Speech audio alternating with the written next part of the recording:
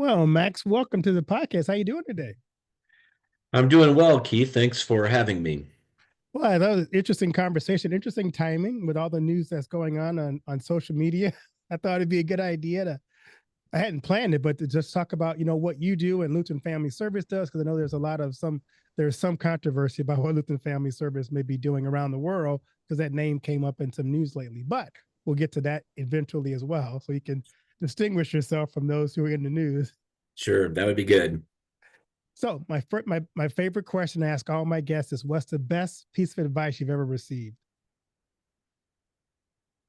Well, I've pondered that a bit. I guess the best piece of advice I've ever received is to play the long game and, basically not to let whatever's happening at the moment be the thing that stops you or that colors your vision. So I try to spend a lot of time thinking strategically down the road, how's this make a difference, and then fit the pieces in place. And that served me pretty well. That's good. I like that. I'm also curious. You and I are been in ministry for a long time, have a lot of experience. But who are some people in your life who either served as a mentor for you or an inspiration for you on your journey? Well, that's a good question. I've had lots of pastors, and frankly, they've all played a meaningful role for me. Um, a few in particular. Uh, Pastor Phil Ritter was a good friend of mine and a mentor, and he and I had a very similar view of ministry, and he was very supportive. Obviously, I've had good relationships with district presidents around the LCMS, and they've been supportive. So, I've had a lot of folks, both in terms of my early formation and even now, that are encouragers. And I think those are the important people that I really need in my life. I try to be an encourager as well. I love that. So tell us a bit about your background, because you didn't start out as a pastor. Tell us about your journey from where you started out to how you ended up where you are now. Yeah, thank you. So I basically began my career at a company called Northwestern Bell, which is one of the Bell companies for some of your older listeners, and began in a very entry-level position with the idea that I wouldn't stay there. I just needed to get a job to help finish off paying for college. And that went well, better than I expected. I continued to advance in that. In addition, I was doing a lot of ministry at Trinity Lutheran Church in Des Moines and really heading up their campus ministry there.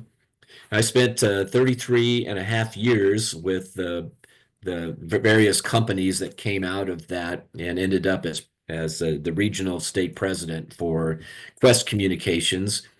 And 10 years prior to my retirement from that, I was also in the ministry. I had gone back to seminary. The company had allowed that to happen, and and began serving Christ Lutheran Church about 2000.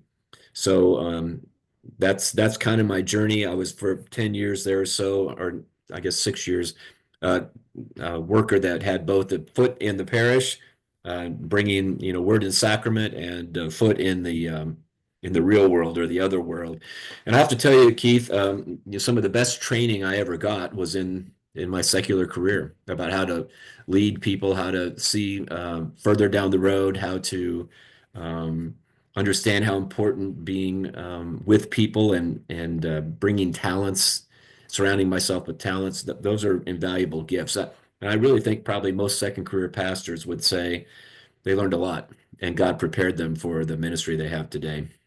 Yeah, that is very true. I think it gives you so much of a wide range of assets and experiences that you bring to the parish. And a lot of times, I remember as a young pastor, I walked in, they expected, well, you're the pastor, you know everything. And you don't, I tell pastors, don't fall for that.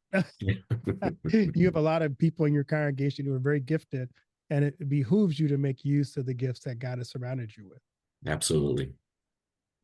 So tell us about the mission of Lutheran Family Service, uh, uh, and just kind of how you see it impacting the community. Because the community that you serve is not just Iowa, but you're expanding well beyond. So kind of give us the big picture of Lutheran Family Service. Sure. Lutheran Family Service began its ministry in 1901. It was brought about by the old Iowa district of the LCMS before it split into east and west, and it was primarily an orphanage. And it was that whole idea of surrounding orphans in their need, as God's word commands us to do. And so over the years, we've been part of placing children for adoption, somewhere around 3,000 during that time. We continued as primarily an orphanage, actually built two different orphanages, and one is still standing in Fort Dodge, the building at least, and we use it now as a ministry center. As we began to grow in that particular ministry, we also got into the world of pregnancy counseling, which is really important for those that find themselves with a crisis pregnancy. And that would be, especially in this day and age, there are lots of whispers in your ear, and that could be from people close to you or people at work that might suggest to you to end that child in the womb so that they don't bend your schedule or cause you a problem. So we began to work with young moms who are expecting, wrapping them with love and with that message that this is a child of God that you're carrying and that you need to protect that child, and especially protect it against the notion or the advice of others to end it, to murder it. And so we've gotten really involved with pregnancy counseling. We have folks that go anywhere, anytime, to meet with people that are wanting to know what they might do as the alternative. And obviously, there's a couple of alternatives. One is you can carry that child to term and parent it. And another is you can carry that child to term and place it for adoption. We're still of the same, I guess, ilk that we always have been. We only place children with families that are, I guess, godly families, meaning a man and a woman married in a stable relationship. So they have to be married for 3 years or more, and Christian and active in a congregation. And that space is getting very narrow these days. Used to be that everybody had that kind of adoption plan. And today, Lutheran Family Service stands without very many partners in that regard. A lot of children are placed via brokers in the foster care system, and others. We're the ones that bring Christ and his purpose and love into it.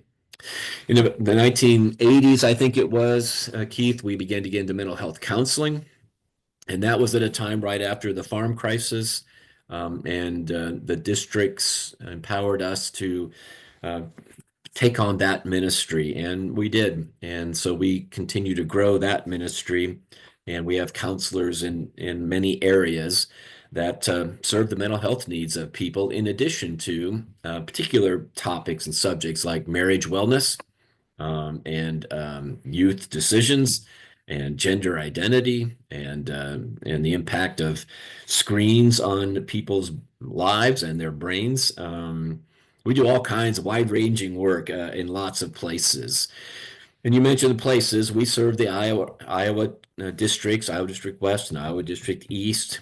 We serve in the Nebraska district. We have an office in Norfolk. We serve the South Dakota district. We have two offices there, main offices. One is in the western part of the state in the Deadwood area, and the other is in Sioux Falls. I just jumped off a call with the North Dakota district folks. We're beginning our work there in Bismarck and Fargo.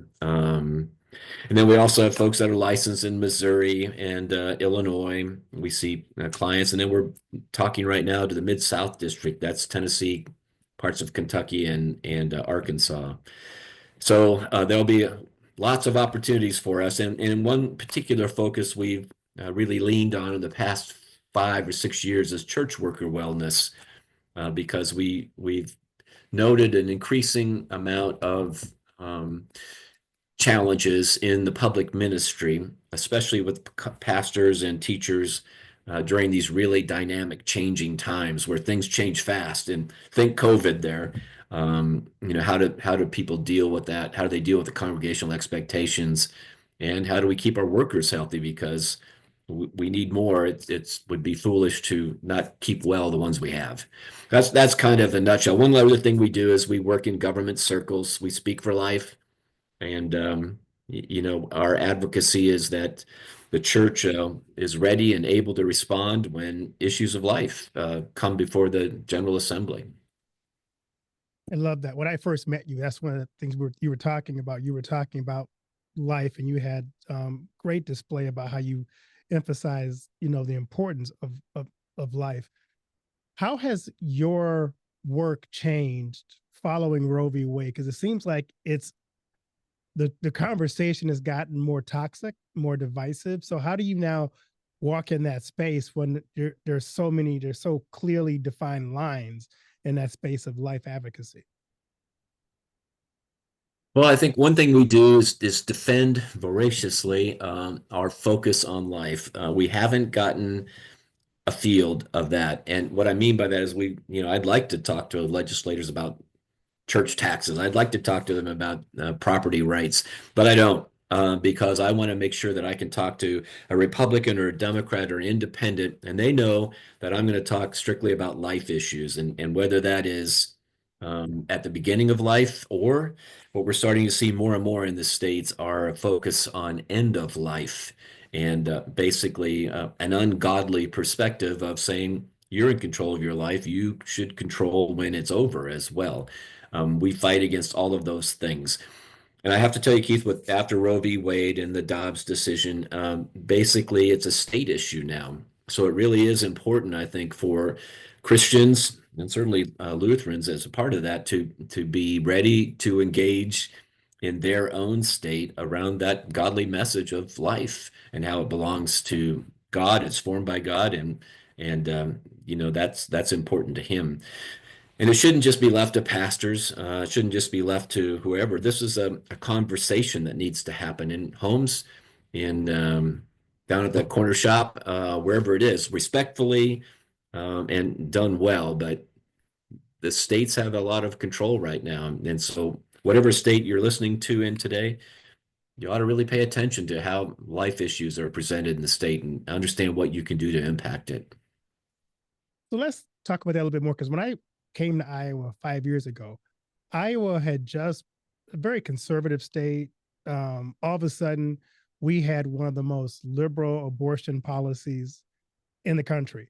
How Right. did Iowa get there from being a state that was at that time mostly run by Republicans who value life? Because it's not just Iowa. It seems like Kansas has gotten there. It seems like Missouri has gone there. How did those states, and maybe you can kind of give us some insight as to how did they get from something that's totally opposite of what their state seems to represent? Well, the judiciary is a big part of what's happened across the country, and that began in Iowa many years ago when same-sex marriage was legalized. And it wasn't because the legislature passed the law and the governor signed it. It was because the courts read a particular way the Constitution and basically said that's the law of the land. Same thing happened with the abortion rights argument here in Iowa. Our LCMS legislators, and we have many, who are in the General Assembly, actually helped craft a bill that determined that life should be, or abortion should be illegal at heartbeat. And that's not exactly where we want to get to, but it was a great place to start from where it had been. And the law passed, and the governor signed it, and a court judge struck it down. And so basically, the court judge found that the Iowa Constitution somehow guaranteed the right to an abortion, which is contrary to every legal scholar that I deal with. But the bottom line was it had to be overturned. So we went to the Iowa Supreme Court actually had to be overturned. So what happened, and what I mean by overturned there, these are elected judges, and three of them in the next election were voted out. So that's again, I guess, the power of God's people exercising in the kingdom of the left, which is that civil world, that realm we live in, and understanding how we can be impactful and helpful and bring life and that gift of life into the public sphere in a way that they don't appreciate today. As you look at the future of where LFS is going, what do you see it looking like in the next 5 years? Well, I think we are encouraging right now the whole synod to rethink adoption. And what I mean by that, Keith, there's 115,000 children that'll be adopted this year. About half of them will go through the foster care system, and parts of that are really good, and parts of it are not good. Of the other half, about a quarter then, or half of the half, will be adopted in family situations. So it's an aunt taking the child for someone, or however that might be, family relationship. The remaining 50% of the 50 or 25% are going to be adopted through lawyers, online, however it might work, which is not godly in any sense of the word, and with no concern at all for the child's spiritual welfare in the kingdom of Christ. So we're trying to wake up the church to see we all have a great role in helping encourage those who want to adopt, to inspire those maybe to think about adoption that are building their families.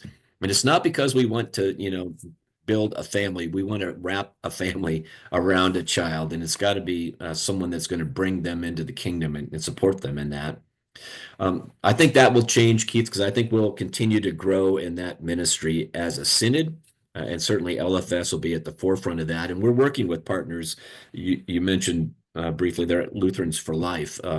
We had a conference in Houston in April, last April, and I think what will come out of that is several districts bringing resolutions to the convention this year, and their own district conventions, and next year the synodical convention, for us to step up in the world of adoption. In the area of mental health, I expect that we'll continue to grow into other districts simply because there's a mental health crisis in the country. And there are lots of folks that practice in the mental health world. Lots of people have really good clinical skills. An awful lot of them don't have any Christ ability to bring him into their work. So I think real, true Christian counselors, which is what Lutheran Family Service is, will continue to be a need both in the church and in the community, and certainly in the congregation.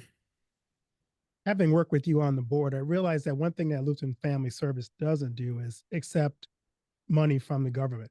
Right. I just saw that that became controversial in a couple other similarly named organizations. Kind of tell us why you've chosen to take the path you have for funding. Oh, well, primarily for the reason that's in the headlines today. Several years ago, we had the chance to be a contractor to the United States Army, dealing with marriages of soldiers who were coming back from deployment. And, the statistics are appalling, the number of marriages that suffer because the husband or wife soldier is gone for a year or deployed for extensive period of time. It was a worthy cause. It was something we could have really brought a lot of skill to. But two things happen when you accept government funding. The first is you have to trade in your Jesus witness, and you can no longer be an effectual Christian witness. Second thing is you become reliant on that government money, which can change overnight, and catch you in a place where you may not be able to operate any further. So our board, again, this was quite a few years ago, decided we would not accept government money, and we don't. The controversy today deals with some of those agencies that used to be involved with the church, who became government contractors over time. They receive lots of money, and they have, because of that, in most cases, left the church. The one organization that's confused with us a lot is Lutheran Family Service of Nebraska, who are doing business as Lutheran Family Services with an S on the end.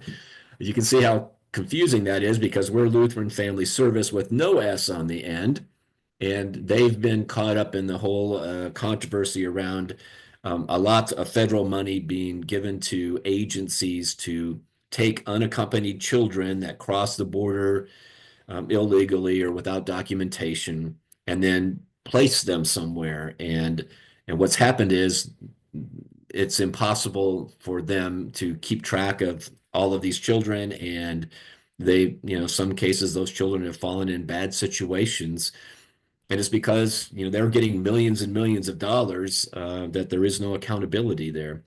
So just to be clear, we're not them. And we've had people say to us, gee, look at these bad things you're doing, and that's not us, that's other agencies. Keith, almost every district of our church had a social service agency who had fidelity to the synod and were biblically based, scripturally focused. And over time, almost all of them have fallen away. And a lot of it's because of government funding. We haven't done that. We won't do that, which means we're perpetually poor. But we continue to focus on gaining partners, and God is good. He figures it out. So one of the things that you have been known for as an organization is your adoption. And I'm Yes. sure you have dozens of stories, but is there one adoption story that just still touches your heart? Yeah, there's several, but one that really does. Early in my ministry as executive director of LFS, I received a letter, a person I didn't know, and the letter was kind of it began in a way that said, my brother or my father just passed away, and I wanted to write to you. And I wasn't sure where this letter was going, but she mentioned that she had been adopted through Lutheran Family Service into this loving family of a father and a mother who brought her up in the faith. And the last part of the letter was just a thank you to God for us, because of us and our Christian focus, and to make sure they were given to a Christian family. She knew that she would see her dad again in heaven. And I thought to myself, wow, that's so the work we do does really mean that relationships change. It's not just dad anymore. It's my dad who I'm going to see in heaven. And so that is particularly something that was moving to me. This is heaven work. This is God stuff. So that's what's the important part of adoption. If we weren't concerned about the church, there are lots of people that can do adoption. We're concerned about that child knowing and being received into the kingdom through baptism, and certainly that Christian surrounding. Love that. One of the things I always admired about you is your love for leadership and organizational change. How do you how does your faith influence what you bring to the table in terms of leadership and service?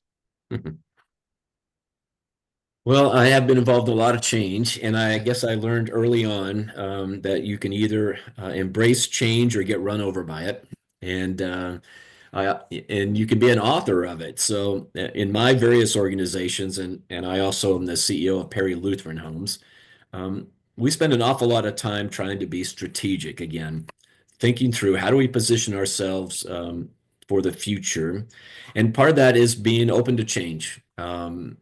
Institutions, by their nature, and this includes parts of the church, resist change. And no matter what's happening in the world around them, they miss opportunities. There are certain things that don't change.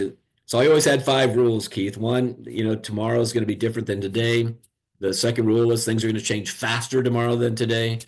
The third rule was we're already change experts, and there are lots of examples you can look at in any life to say we've been dealing with this. The fourth is some things need to change, and it's up to us to figure those out. And the fifth one's really important. Some things don't change. Word and sacrament ministry doesn't change. Our inerrant scriptures don't change. Christ doesn't change, but lots of other things need to change.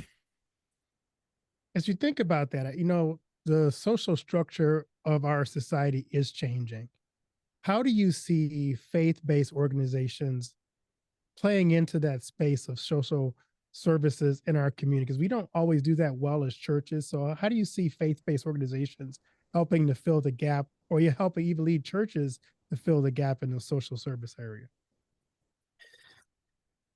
In our church body, I know you've got people that are outside of that, but they may have something similar. We have recognized service organizations. And I really do believe there's one of the greatest ways to grow the influence of the church is to respond to the needs of the community, but to do it in a way that doesn't compromise what we believe or who we are. Um, Perry Lutheran Homes, for example, we have 3 kitchens at our 3 campuses. So every day, along with help from Christ Lutheran Church, we deliver 75 meals in the community through the Meals on Wheels program. Um, one of the things that churches are good at is delivering meals generally, and what I mean by that is funeral, they have a meal. maybe some other situation they have a meal. How can we as the church wrap ourselves around people in need, um, with even how we look at meals? Today, if someone was to perish or pass away in a parish, we're good about bringing food over.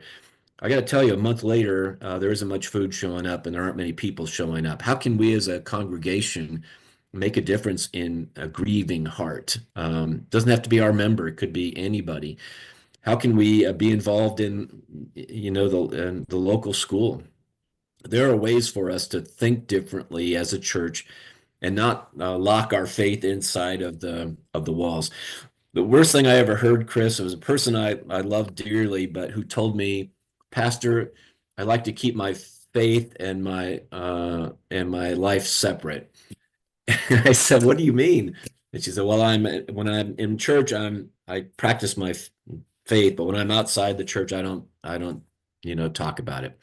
I'm going, that's God has placed us as missionaries wherever we're at. So if you're the attendant at the Casey store down the street, or if you're a career business person, God's got you there. And to think about how you can live your faith there in relationship with the people you're already with, and bringing Christ into it. And many times that happens through some life change that's happened to them, a divorce, a death, a marriage, a move.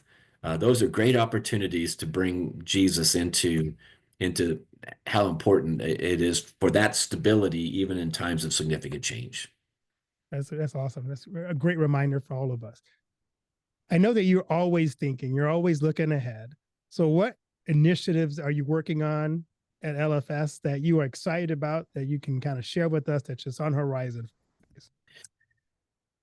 Well, one of the ones that we need to be very careful of, and I'm excited about it just because I think the church can play a significant role, is the slippery slope that our culture is on around death.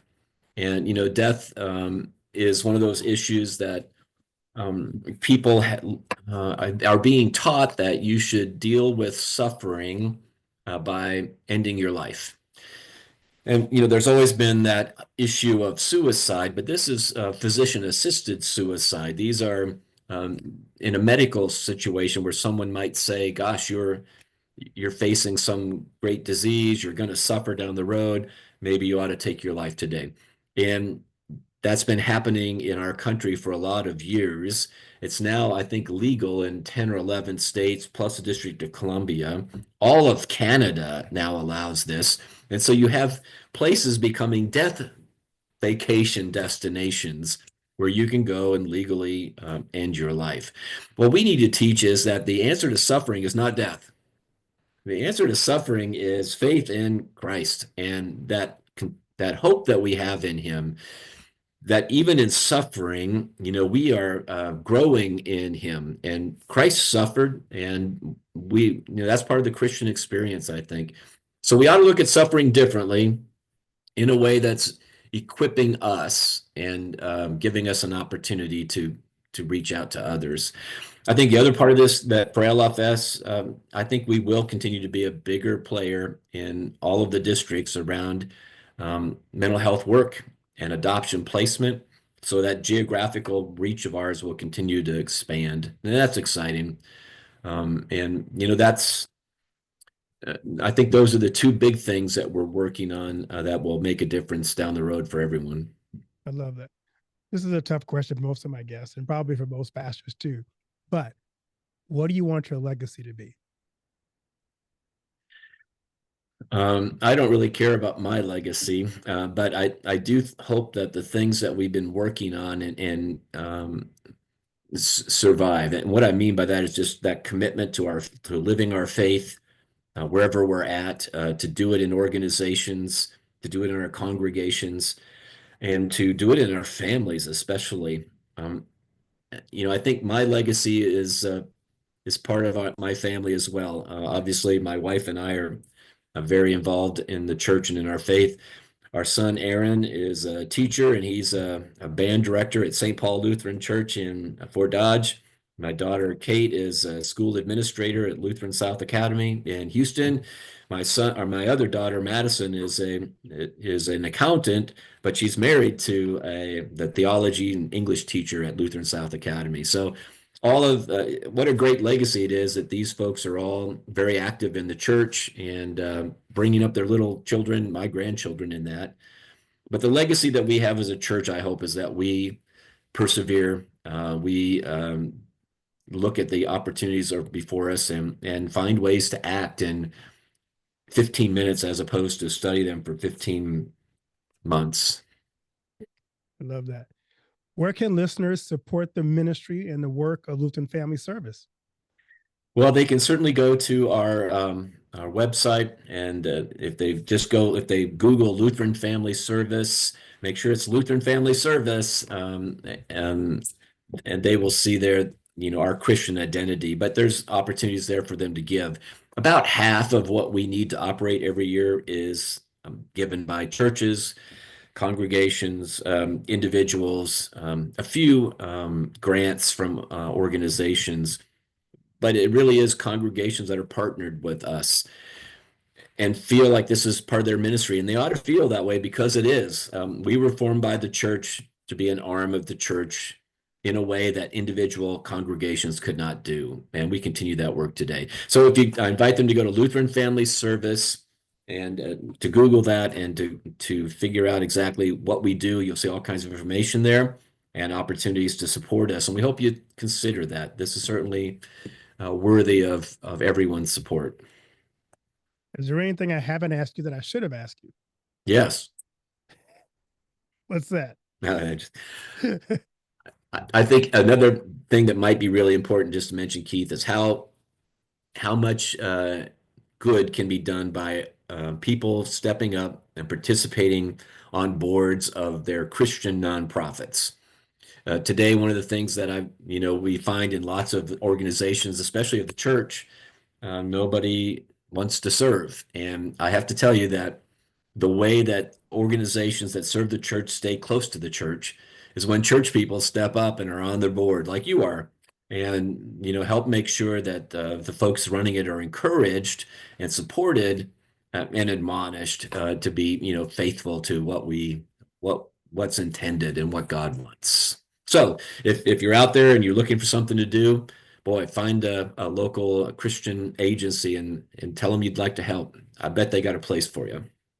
Yeah, and that work is so rewarding to be able to kind of come alongside and support and see how God uses so many different people, organizations to carry out his work. So thank you for what you do for the kingdom, for life, for mental health. You're an important agency and partner for us in Iowa District West. So thank you for what you do. Absolutely. Thank you and God bless.